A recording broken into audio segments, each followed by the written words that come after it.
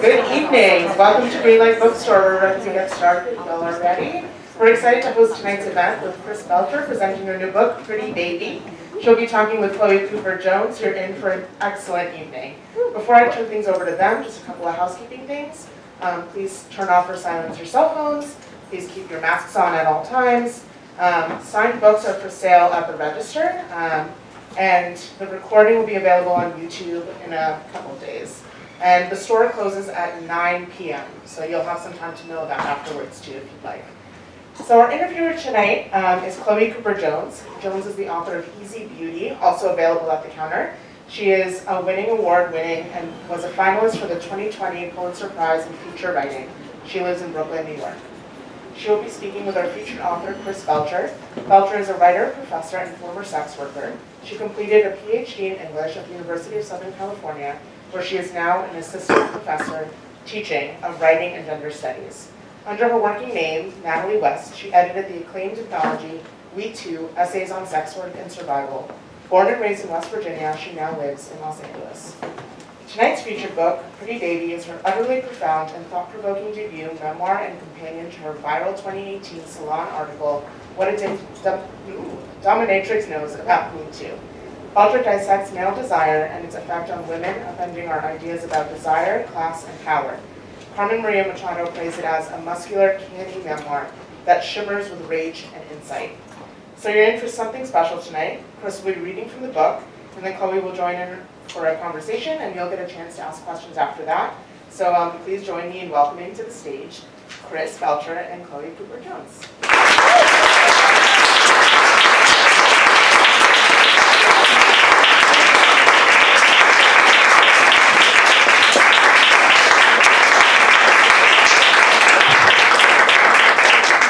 Hi, thank you so much for coming. I'm really excited to read from this book.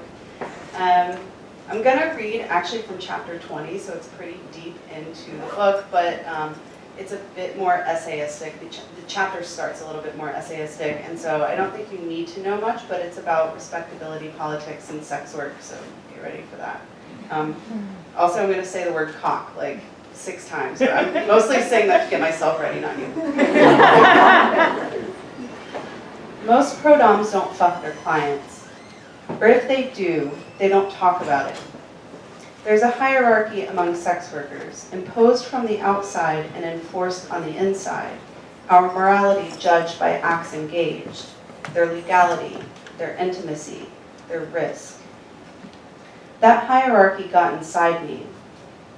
I understood the relationship between myself and my clients as one of sadist to masochist, dominant to submissive, pain, not pleasure, connecting us, no matter the scene. Never mind that masochists derive pleasure from pain. There is no room for nuance in the whore hierarchy. There is no room for logic either, for that matter. Most pro-doms I know could be wrist-deep in client asses, feeling superior to other sex workers because they don't fuck their clients. It's fine if there's no nuance. It's fine if there's no logic, when you can imagine yourself on top. It's hot that you're a dom. Nearly every woman I will date after Catherine will make some form of this statement. But if you were an escort, I couldn't do it. Even Catherine made some form of that statement. The corners of their mouths got tight when they said it, like they'd swallowed a bite of yogurt that had gone off. They imagined me sullied by cock. Cock is front and center in almost all forms of sex work, and no one, not me or my past lovers, should kid themselves about that. Even my friends who made feminist porn did it for reasons that could be traced back to cock. All those Butch Dyke fisting scenes were motivated by cock and their absolute refusal to center it. At the dungeon, the masochists came for pain and the fetishists came for feet. The cross-dressers came to feel dumb and slutty dressed as women because that's how they saw women when they were dressed as men. They came for the power exchange, masculinity for femininity, with femininity always assuming its place on the bottom. I avoided these clients when I could. I often couldn't. Their money was as green as anyone's. No matter what desire drove men to the dungeon, Sloshing around underneath the vernacular of kink burned the white-hot flame of sex. There had been clients over the years who had come to me for sessions that didn't start with their sexual desire and end with their sexual gratification. It was sex work, after all. Years of scenes stretched out behind me, and no matter how transgressive they had otherwise been, nearly all of them ended in the way that most conventional sex between men and women ended, when the man comes. The only difference being that my clients came into their own hands, not into mine. The risk that I would have run by letting a stranger come in my palm was criminal. It would have been fairly low on the scale of intimacy, but lower too on the whore hierarchy. All that degrading, largely racist talk of happy endings and the girls who give them. The difference between my hand on a client's hip and my hand on a client's penis was, to me, immense. Not because it was criminal, because it would have knocked me down one rung lower on that whore hierarchy ladder. I did occasionally work with a particular type of client who came to me mostly absent the intoxicating pull of sex. These were the clients on whom I focused when I wanted to justify the real human value of my work, since our culture finds little real value in the real human need for sex. These clients lived their lives as men, but understood themselves as women, and they sought out doms whom they could trust to see them, at least for the span of an hour, in the ways they saw themselves. I would have called these clients trans, but that wasn't a word they used to describe themselves. Some did tell me they would have sought medical transition, a sex change they called it, if they were younger today. Back when they were younger, it had been too hard, they said. Most of them didn't know any trans women, so they didn't know that it was still hard, but I never took the time to make them face that. We only had an hour or two together, and that was barely enough time to fantasize about a different kind of world inside the dungeon, much less the one on the outside. Most of these clients told me they couldn't transition now because they were too old. They felt they'd missed their windows of opportunity to be pretty, to be desired, to be like me. They thought they would be ugly, and they knew that being an ugly woman was difficult. While I did have something they wanted, their submission was rarely to me. It was a submission to femininity itself, and the dungeon a safe place to hide the fact that they wanted it. It was submission to the parts of themselves that they buried at work, at home, in their bedrooms with their wives and girlfriends who didn't understand them or were never given the chance. I met the first of these clients early in my career. We exchanged cash and pleasantries in a mid-city strip mall parking lot just outside a cheap nail salon. His hands shook when he handed over the money. I ran my thumbs across his swollen knuckles to calm him. His fingers were arthritic and reminded me of my mother's. Until they saw that he brought his own nail polish, fire engine red, the women working in the salon would think he was my father. When they saw it, they would think he was a pervert, and me a pervert by association. That was why he hired me. He'd flown in from Indianapolis for safety in numbers. After our mani-pedis and a makeup session at a Sephora location I chose because it wasn't in a mall and he could make a beeline to the car in his red lipstick, we drove to the dungeon where he told me that he only let himself dress up with doms. He never dressed up alone, he said. He told me that when he dressed up alone, it made him sad. Edge of a cliff kind of sad. Doms kept him from tumbling over. I walked over to the dungeon's sissy closet and pulled out the hairbrush we used to brush out the wigs that the typical cross-dressing clients, the sissies, tossed on the floor after they jerked off into their trashy fishnets. I asked him to sit down between my legs and I started to brush his hair. His real hair, not a wig. It was long and thick, prettier than mine. He risked being called a fag when he grew it out, he said. He needed to look into the mirror and see something, even if it was just this one thing, that felt right. I ran the brush from his scalp to his shoulders. He sat there quietly, watching us both in the mirror. No one has ever brushed my hair, he said, not like this. When I finished, he turned to me, pulled my hands to his lips, and kissed them over and over and over again. As the years ticked by, more of these clients found me, but they remained few and far between. So I kept doing the work, with cock its main objective, telling myself that one day I'd probably write about it and that would turn it all into art. If you can convince someone that sex is art, it loses its film of filth.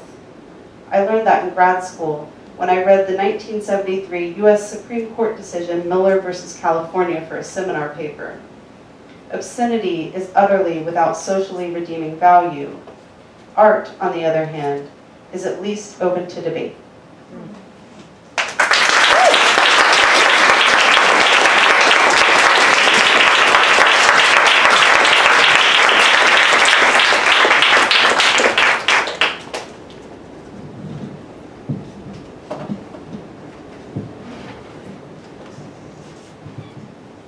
Professional. Do you want to? Yeah. All right. Is my thing on? It is. Okay, good. So I had all these ideas about the first questions that I would ask you, the sort of like, tell us your journey to this book or whatever. But then I think because you read that section, there's so much in there that I just want to ask you right away. And one has to do with, I think one of the things that I found to be so incredible and so powerful in this book is the way that you allow yourself in many scenes that you describe to grapple with a lot of complex ideas that you find yourself on multiple sides of the line with. And I think because you read about the whore hierarchy, I think that's a really important one. There's a scene in the book, I think maybe my favorite scene in the book, where Catherine, your girlfriend, goes to a book party. And you have this moment of being very aware of a different type of power hierarchy and your own complicity in it, your own rejection of it, your own desire to appeal to your education or theory or feminism to get outside of it, but not ever really completely being able. And I felt like in those moments the book is just so human and so powerful and so honest. And so I was wondering if you could just start by talking a little bit about the choice to be so direct and honest about your own grappling and moments where you don't always come off looking like so great or just like you understand how to navigate all these spaces. Yeah, that particular moment that you're talking about, I mean, it really does represent this hierarchy, right? Like, because the whore hierarchy isn't just a hierarchy of, you know, people doing different professions within sex work, right? Stripping or domming or escorting or whatever it might be, but it's also within sex work who is working from a position in academia, which I was doing, or working through my degree while I was doing sex work. And I think like what you're pointing to here is like another layer of shame that maybe is part of, you know, the genesis of the book itself, which is like, do you write about it? Actually, like at a book event that I did a couple of days ago, another sex worker like asked me like, do you feel like because you did sex work and you're a writer that this is the story you have to tell? And I think that that's a very real feeling. And for me, it was actually the stigma and the fear that I had around being outed in academia that became the reason that I wrote the book, as opposed to running away from it in some ways, because I wanted to be in control of the narrative. But then on the other hand, that kind of opens up, again, this sort of space to feel like, should I be telling this story? Am I coming at it as an academic and not a sex worker? Like, what does that mean? Like, all of that like became part of, you know, the negotiation. And I think in the scene that you're talking about, like, I was really feeling like an imposter in a lot of different ways, as an academic, but also as a sex worker. Is it ruining anything if you describe that scene a little bit? No, I'll totally describe that scene. So this scene is happening, in a space quite like this, a bit more of like an academic lecture hall. I was there with my partner, who's also a sex worker. The one of the people who was reading that night, she went up to get her book signed, and the person who was reading, she said like, oh, I'm a professional dominatrix, like you wrote this book that actually is like quite informative to my own work. And she was like, what are you doing here? Like you can't be an academic and be a sex worker. Like why are you here at this on a Friday night as opposed to being like in the dungeon?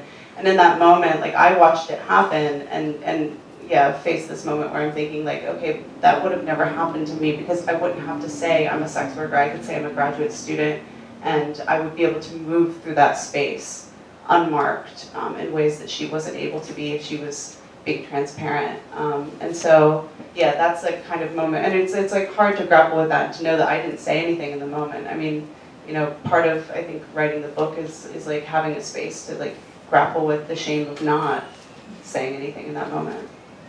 Yeah, and I think this is all tied to sort of the last lines of what you just read to us as well. This idea that if sex becomes art, you remove, well, you know, the filth in your words, but also a certain type of reality or vulnerability or like respect or honor, right? But at the same time, you're an artist and you're an academic, so those things are also very authentic to you, and writing all these things are authentic to you. But it does feel like you're often straddling this line, I think it incredibly productively, but straddling this line of like, am I a member of this community fully? Am I a voyeur? Do I always have one foot out, and that's why I can write about it? And I wonder how much that was in your mind as you were sort of developing this project and thinking through how you were going to structure the book and tell your own story. Yeah, I mean, it was definitely on my mind, and the book that I edited before conceiving of this book is one where I was bringing together a lot of sex working writers to make this collection of essays and stories, and that is like, you know, I was very much utilizing my my place in academia to be able to do that, and that feels very different than something like this. But I always wanted this book to reflect on childhood as well. Like I wanted it to be able to use the lens of sex work and my sort of understanding of sexuality and power and femininity through those experiences to look back and understand my childhood. And because the book is sort of, I guess, you know, it is a sort of journey from being a precocious, you know, young girl to like finding feminism, to finding queerness, and then ending up in academia, which is like not a space that often feels very feminist or queer in lots of ways. But because it is that journey, I guess it has that same kind of reflective element. But I do think that yeah, I wanted to include all of it and not just have it be that you know, that negotiation of academic world and the sex work world that I found myself in over the past 10 years. Yeah, I just have to ask you, and I was talking to you about this a little bit before the event started, like, I was so struck by some of the just structural choices that you make in this book, and I do really want to talk about how much of this book is actually about childhood and about searching for, I think, like, a form of agency through sexuality, and how many ways that, probably for all of us, you take several steps forward and several steps back, and that's another thing that you just do so incredibly well when you're talking about childhood and the influences that are sort of creating the self that we get to read about. But before we got just say in academia for like one more second, sorry, is like the choices that you make in the sort of latter half of the book when you're talking about your entry into sex work and your journey in sex work, they are also like almost sentence by sentence or paragraph by paragraph alternating with your journey in academia as a grad student. And I think something that's so, it seems to me so intentionally done, so beautifully done, is constantly subverting for the audience where we think exploitation is going, or power or shame, where we think that's going to come from. And it's like paragraph by paragraph, it's coming from very different places. Also the jobs that you have before joining with Catherine, and the exploitation that you experience at the Taco Bell or the Youth Genius Camp and all of these spaces. And so that just felt so intricately built, just from a writing perspective, and so thoughtful and brilliant and intelligent. So I just wanted to ask you, like, how did you do that, and also how were you thinking through that, and how did the editing process maybe sharpen some of those things? Yeah, definitely. I mean, I think, you know, to me, when I look back at the book now, it does feel in some ways like a litany, right? And then in like the sense of the word that here are these like experiences piling up, and like there are a lot of moments of shame and exploitation and humiliation, and the ones that are felt in the dungeon, actually for me, were far less acute than the ones that I experienced in academia. And I've thought a lot since writing this book about just, you know, the sort of performances that do happen in that world, and how parallel they can feel to things that happen in a BDSM dungeon, right? Like performing a 100-book exam in front of like a panel of your, you know, superiors, right? And like demonstrating knowledge in this way that is like durational and can feel really high stakes, like, but it's real, it's not a performance, it's not play, and it has real consequences. And so I think, yeah, I mean, you know, just putting these things together, like, I do think that the distinctions blur between those worlds, and I wanted that to happen.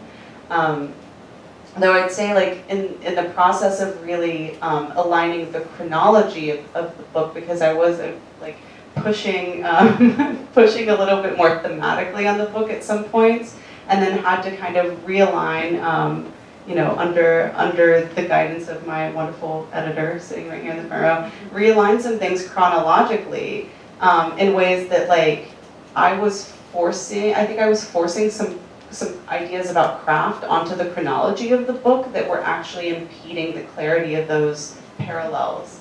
And once I actually looked at the timeline of events, it was all there, right? Like all of those sort of like parallel exploitations and moments of humiliation. I mean, they were just happening in my life simultaneously to different degrees.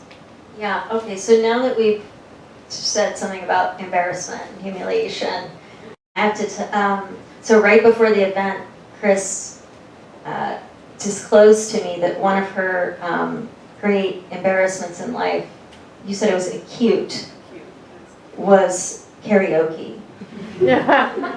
And so just maybe the act of holding this microphone right now is sort of cause it. And I thought that was so funny and so great, and I wanted to talk about it because I think one of the things that I loved so much about this book, and also one of the things that made me feel so close to you in this book, is what I would call your like highly singular tapestry of embarrassment. It's like the things that cause you to feel embarrassment or shame are the sort of really, I mean, it's so human, it's what makes you as a singular person like leap from the page, but they're also specific and so unexpected, and they shift. And I think you talk about it, you know, as you're saying about themes in the book, it's like that's something that's present all the way through childhood, all the way through the end of the book.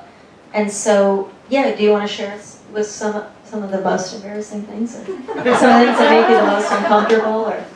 Well, I can theorize a little bit about the karaoke and how it relates to some of the embarrassment in the book, because so much of the book, and I think that this is just like living a queer life in some ways, that it doesn't stop in adolescence in the ways that I think some people settle on the performances they're going to give like early on.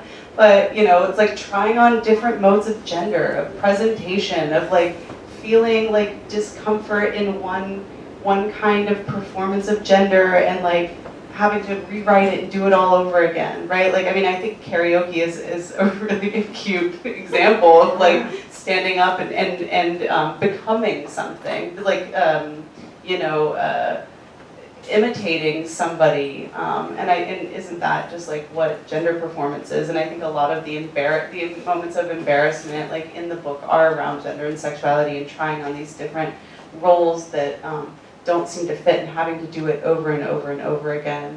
I don't think that I'm done with that, right? at all. I'm sure I'll have some moments of gender confusion like before the end of the evening, but.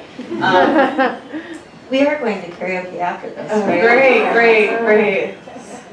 All this practice with a mic in hand. Yeah. But I would say though too, I mean, I like, really reflecting on the ways that like so much of that came into the dungeon, because I was incredibly adept at humiliation play. Like I was very good at it. It became my it became my specialty. And so I think like there are ways that we like draw on these things that we're experiencing like really deeply just out in the world. It can take them into spaces like BDSM play and end up being able to use that feeling to inflict it on someone else in a way that they want, which was like empowering in its own kind of way.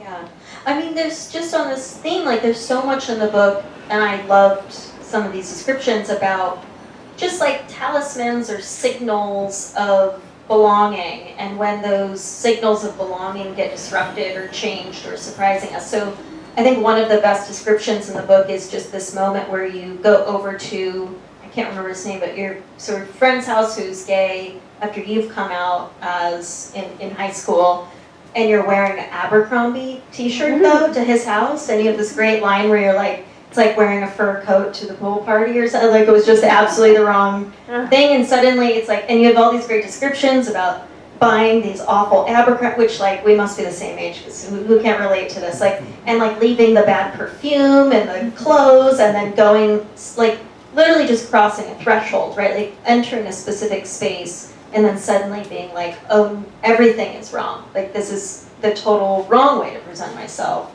And then he does what I think is like such a tender gesture in the book, which is cut up your t-shirt for you and draw pentagrams on it. Which is like, I loved that scene for so many reasons, and I think partially just as a writer in admiration of what you're doing, that's a scene that does so many levels of work, right? Like, it's really specific, I can see everything, it's so beautifully rendered, but it also is saying so much about, like in a very, very concrete way about what you're talking about, like how a t-shirt, changing a t-shirt, or I think hair, right? Hair is a really important thing in this book, and I wonder if you'll talk about that, like how the changes in your hair throughout the whole book are representing a closeness or a distance from a type of authenticity that you're always sort of searching for. And so yeah, maybe you'll say more about that, like how many of the aesthetics of the body, how that plays a role in how you're seeing yourself in relation to, yeah, an authentic representation of self. Yeah, well, what's so funny too about the word authenticity in that question is that we imagine authenticity as something that somehow comes from within us, right? As opposed to reflecting something else. And I think I was searching for an authentic queerness, but I was searching for it by looking at my friend. And I think that that is very much of queer culture, right? That we're not necessarily looking always inside ourselves or to some kind of like, certainly not familial, right, kinds of like bonds or culture in order to like make our lives, but we're looking to our peers and those people around us. And so like having those, like that gay friend, or having like later going to like a gay bar and seeing like my first like, like the DJ who was like dancing really cool on the dance floor in the gay bar, like I was trying to fashion myself after these people. But I think it still was a move toward authenticity because it is a kind of like just shared like community understanding of what queerness is, and it's always going to kind of change and shift. And so, yeah, I like the idea of authenticity being something that actually doesn't always come from inside us, but can just reflect a community. But I will talk about the haircut too. Yeah, talk about hair. Especially because I think that the haircut that I was so in the book, and the title of the book comes from a Pretty Baby contest that I was entered into at like 8 months old by my parents. And the reflection that I had as a teenager was not necessarily about myself, like having some trouble myself being in an infant beauty contest, but seeing my mother had a mullet. This is 1985, and so my mother had a mullet in the photograph. And I had this huge reaction of like, you have a lesbian haircut. How could you have a lesbian haircut? Why do you have that? I would never have it. And what's really funny is like quite similar to the haircut I have now. And I didn't even, I mean, hers was a bit more severe than mine, but it's like really funny that it's kind of come full circle. And I didn't realize, a friend pointed out to me last week, so it's really just, I just like, yeah, I mean, again, like totally oblivious until I write something down apparently, I don't know. Wait, but there's more about the hair. There's more about the hair? Well, I mean, why did she get the haircut? So she got the haircut, and this is a funny thing too, because like to her, the haircut was not a lesbian haircut. She's a straight identified woman. To her, the haircut was what she called a bitch haircut. And so she wanted to look like, you know, Joan Jett, or, you know, like, she wanted to look like Cher. She wanted to look like somebody who would piss off my father, somebody who wouldn't be like palatable to him, to male desire in some ways. And so that slippage between what she would call like a bitch haircut and what I would later call a lesbian or a butch haircut is really funny, because like in either sense it is a kind of like stepping outside of like, I guess, like beauty standards that would attract, you know, male desire or attention. I wanted that for myself at a certain point, and my mom did too. Yeah, and so I think that slippage is really probably pretty interesting. Yeah, I think that slippage is really crucial to the whole book, right? So in some ways we're talking, and I think this is again, like from a craft perspective, one of the great accomplishments of this book is how good you are at making a theoretical or philosophical question or concept how do you render it tangibly? And I think the hair is such a good example, because as you're saying, like the power that you can access by disrupting a male gaze or a form of desire that you want to step outside of, like that becomes a very important theme for you throughout the book. And a lot of times is represented through the book by what haircut you have or what hair you're hiding, or then when you start this role as a dominatrix and the people around you telling you that, well, now you need to look as feminine as possible. And there's a great scene in which you're talking about putting on makeup again and letting your hair grow out, and how that is like a quite painful or sort of, well, I don't want to, yeah, I mean, just like a very painful and sort of disorienting experience. Yeah, I mean, I think that some of it, and this relates back to that question of like embarrassment or humiliation or shame. I think, you know, I thought that I was displaying my politics in some ways through my aesthetic, right? And so like cutting my hair, or like my relationship to like body hair and all of these things, like to me, like a lot of that was my feminist politics, and I have grown to feel that way. And so I think, you know, I've thought about this book in some ways as like, you know, finding queerness as a way to claw myself away from patriarchy, away from the male gaze, and then, you know, getting to a certain point and realizing I need money, and then having to crawl my way all the way back. And that can be humiliating. Like that can feel humiliating, not just in terms of like gender, politics, but also in terms of class and labor, and like realizing that you have to put on a certain kind of gendered performance in order to make money can be humiliating for all different kinds of people, for all kinds of reasons. Yeah, I mean, there's such a brilliant sort of like nesting doll feeling to reading your book of ideas, because it's like everything you're saying, right? Like the class things and the sort of humiliation of needing to try on a different version of femininity to make this money that you need to make, and then at one point you're like, but I'm also very good at humiliating men. I really like this, and this feels really good. And then, you know, a couple pages later, you're like, but I'm also in this power dynamic where they're paying me. So there's just like this constant, I think slippage feels like the word of the night, like slipping between concepts, but the way that it reads is like this kaleidoscopic view of such complicated things. And the effect is that this is not a didactic book. This is not a book in which you are telling people how to feel or think about this. It's a book, and I feel like this is quite rare, in which you are just chronicling a very brilliant minds struggling with really difficult things and not being ashamed or uncomfortable, seemingly. I'm sure it was harder alone in a room, but to the reader, like, just really embracing all the different aspects of that. And I think another theme that's so important in this sort of slippage question is that of boundaries, right? And how finite your boundaries can be. And I think in the section you just read, it's like a dick on the leg or a cock on the leg, but a cock in the hand, and like the difference between that. And there's so many moments in which you're really asking yourself in any number of contexts where your boundaries are, and then the secondary problem of how to articulate them. And I wondered if you could say more about that, like how, if that felt to you like a really difficult thing to write about, a really crucial thing to write about, and yeah, how you view the sort of kaleidoscopic style of writing about these things.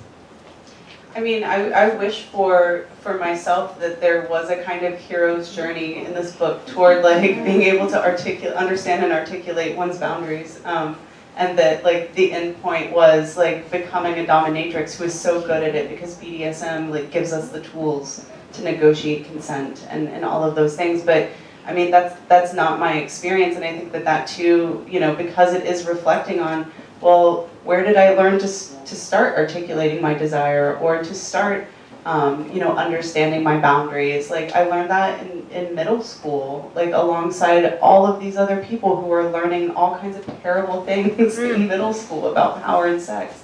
And so there isn't, it doesn't, you know, it doesn't come to a point where I've figured it out. But I would say that actually, like, I think, like, if you want the hero's journey in this room, about, like, my ability to articulate boundaries and negotiate consent, when I had to tell my father about the book, it was not something that I was looking forward to, and I put it off for a very long time until it was printed, basically. And I asked him not to read it. I just said, like, I wrote this book, this is what it's about, I don't think it would be good for our relationship if you would read it. And my father agreed. So like that, I mean, honestly, I think that is the hero's journey of the book. And if you read the book, you'll see that I fail at doing that over and over and over again, even when I should be so good at it because I was supposed to be doing it professionally. I kept failing, but I feel like I've maybe gotten a handle on it in some ways, so, yeah. Do you think he's going to honor that? He's not going to read it? I do. Yeah, I think he will. Yeah. You're so, I have no idea how long we've talked. We can keep talking? I have no idea. I'm going to ask you some more questions and then make sure that people have the chance to ask you questions. I think your empathy for everybody in this book. There are no real villains. There are people who do really difficult things, but you give everybody, I think, their space to be human. And I think that's a really incredible thing in this book, even though there are moments in which that seemed like a very hard thing to do. I think the way that you render your parents is incredible, and they're sort of not flawless, but very real sort of journey with you to sort of figure some of these things out. And I wondered, were there different versions of this book in which the way that you were, you know, maybe earlier drafts, in which the way that you were writing about people, whether it be exes or parents or whomever, that were less generous or more not as multidimensional, and if that was something that took some time to get to in the writing process? Yeah, there are definitely scenes that dropped out, and I, you know, like part of that is a mode of protection, and you know, for myself and for like my family, those things kind of moved to the side.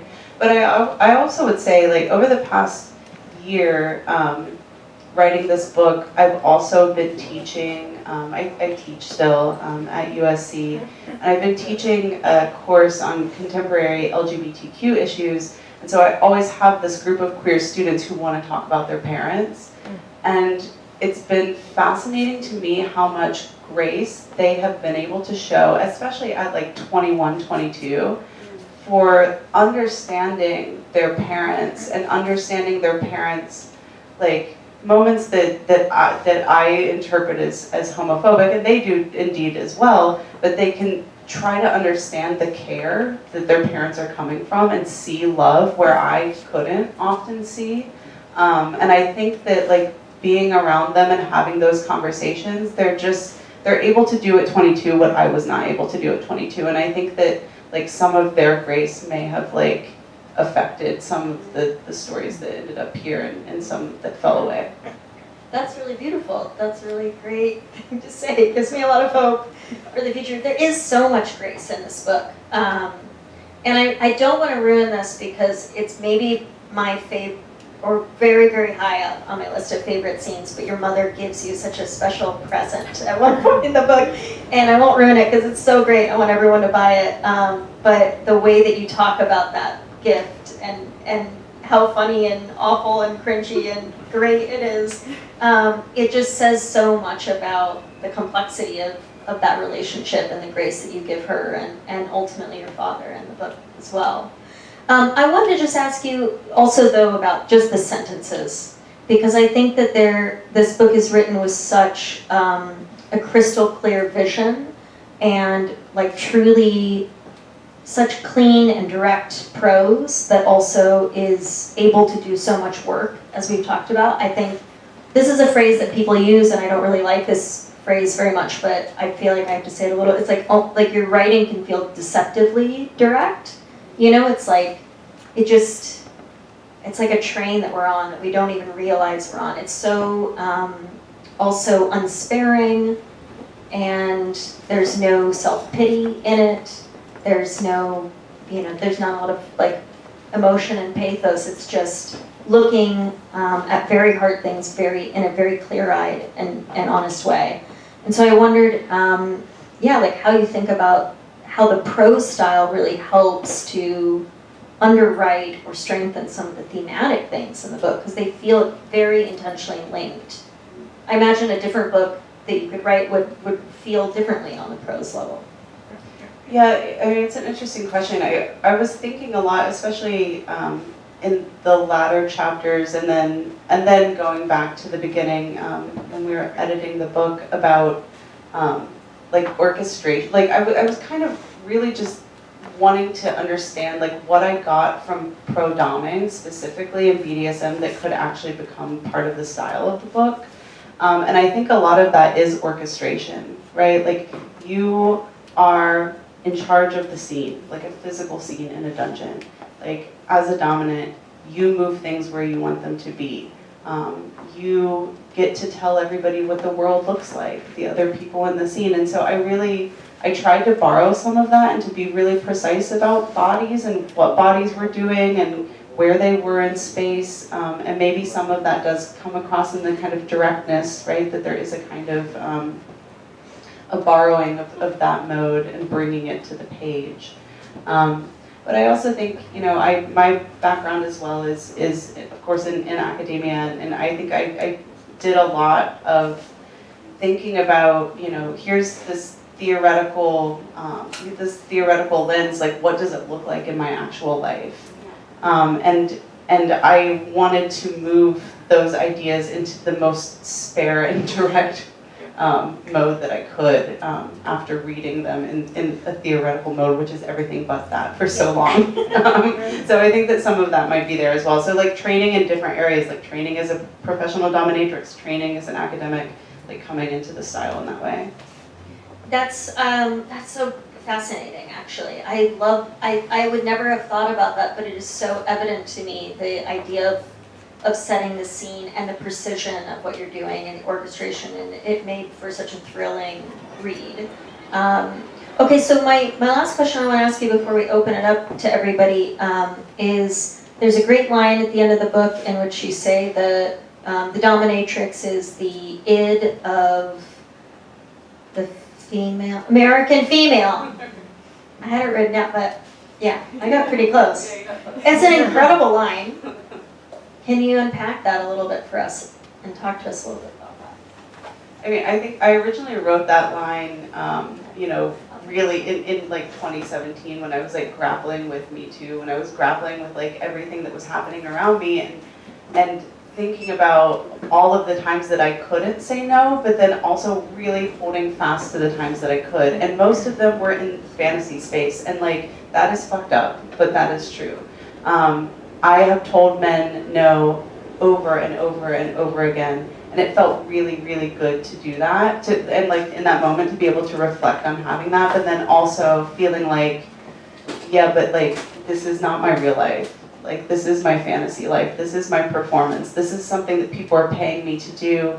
And so, yeah, feeling like the dominatrix gets to do what we're all screaming to do, but that's also really complicated because it is a fantasy, and I was being paid to do it, and that compromises all of it.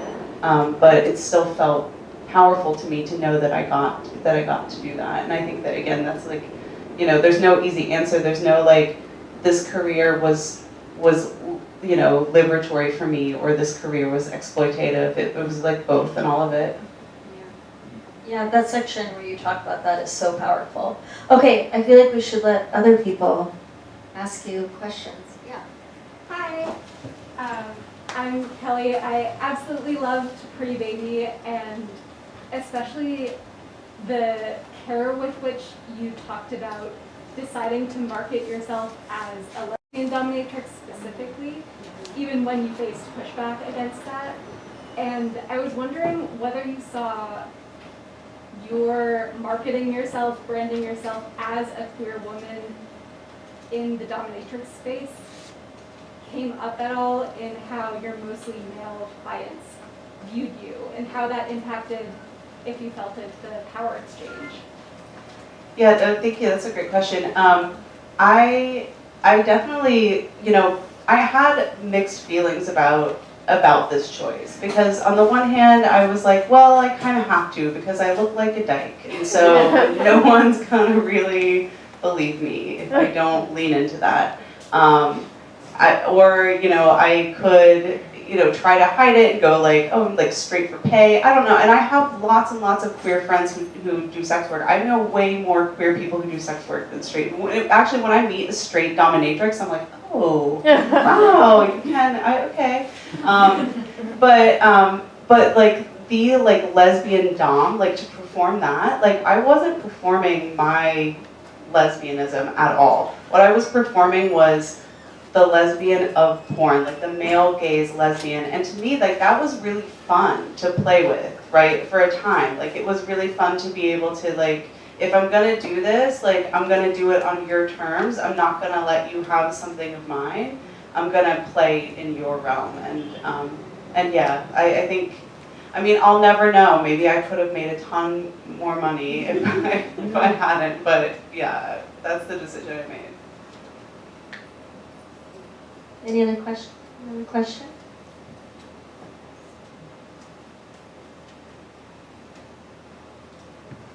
I have another question, and I'll ask it while other people are thinking. I never ask questions at readings. I'm terrified. I know, it's always the worst part of anything. It's so nerve-wracking. But I have another question. So you're talking, I said, are there any questions you don't want me to ask you? And you said, don't ask me about my influences. So I'm just going to ask you about your influences, but not necessarily the literature that you're reading, which I know is a lot of academic literature. I'm also an academic, so I understand this. But were there other art forms or other, you know, just things outside of just prose or literature strictly that were really informing or inspiring what you were doing or challenging what you were doing? I wrote this book during the pandemic. So in some ways, you know, I was very interior to the book. But I mean, I think like a lot of this, especially, you know, the chapters that are about pro-doming, like a lot of it is in the kind of iconography of BDSM. And so like leather community, like I often can find myself in the One Archives at USC, which has a lot of holdings of like leather community document, you know, like those kinds of spaces I think are really influential on the writing and just like what I want to take up. And so Yeah, I mean, like, I don't know, I was cooped up at home. I can't say I was like in the leather bar, like thinking about how to render it on the page. But like that's the iconography from which I like draw a lot of. Well, you were just saying in your short time in New York, you've already gone to an art gallery that, I can't remember exactly what you were saying, but it seems like, I mean, it seems like you draw a lot of inspiration from art or from other music or other sources of just input, so. Yeah, and I mean, and that's like gay iconography as well. It was, actually my friend is here, I don't know if you, like, what's the artist's name? Who we saw? Guilford? Lucas Guilford, right? Lucas Guilford is the photographer, and those images are of the International Gay Rodeo. So again, like these like sort of, yeah, like images of like queer life, of masculinity, all of that, yeah. Other questions? Yeah. I have a question for Chris. So my question is about, you talk about, sort of the most painful parts of your graduate program, and now that you're an assistant professor, I want to know how you take that with you as you interact with your young students, and clearly they're giving a lot to you. How do you think you can give back to them and like influence your program as well? Yeah, thank you. That's a really great question. I want to see like sex worker student unions at colleges. It's incredibly unfortunate that so many people who do sex work, because there are a lot of people who are academics who do sex work like any other job, and especially any other like contingent labor force or underpaid labor force. There are so many students who do sex work all over the country, and I hope that like this book does something in that realm, that people feel like they can be open about the work that they're doing and organize around it. I mean, that would be like, ideally, I would love to see that kind of thing happen, and just have students like be able to talk about the kinds of work they're doing if they are. Because I've had students come to me in like private, hush-hush situations to talk about doing sex work, and like that's really unfortunate, and it's keeping people from organizing, really. You talk quite a bit in the book about setting like boundaries and rules with subs before they come, to London. And I wondered if like setting those kinds of boundaries and rules with people, their do's and nots, like has affected your like relationships outside of sex work and how you set boundaries with people. I don't think that, through the span of time in this book, I don't think I was any better at it inside the dungeon than outside the dungeon. But I do think that some of that's a me problem.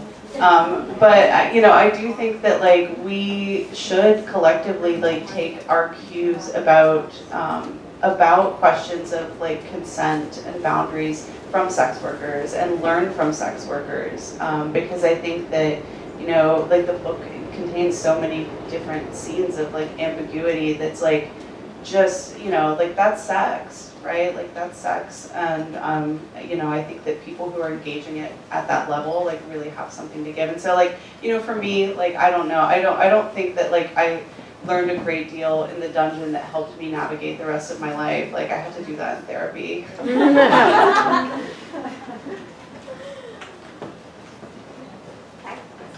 Hi, Chris. I was actually really interested in, because you've been using the phrase former sex worker, and I know that it's like, obviously in the book it's like a really present part of your life, and they're like organizing around the previous book. I'm just really curious about like what the process has been to like decide on using the word former, or whether you think that might be a temporary experience, or. Yeah, and that's a great question. And it's all related to, again, like stigma, right? When I wanted to write this book, it was actually like really imperative to me that I was still working, because I think we need narratives about sex work for people who are currently working, and really like the pandemic. If Fosta Sesta didn't almost put me out of business, like the pandemic did, and like I have a lot of privilege that allowed that to happen because I had other forms of work to do. So I was able to stop working during the pandemic.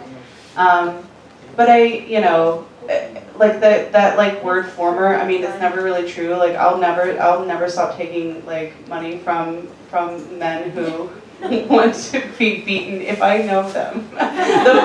The book makes it really hard to like, I don't think I would ever be able to like, to take out an ad as a pro-dom anymore because it's too easy obviously to find my name. But like those are all real negotiations of like job, of safety, of, and they all have to do with like stigma and like perceived danger. And so, yeah, I mean, the word former is there, like a lot of that to like protect me, I guess, in some ways, and it's also like disingenuous. I think we've got to wrap it up. But I hope everybody buys this book if you haven't. It's so brilliant. I'm so glad we all got to talk to you. I just want to give you a last round of applause.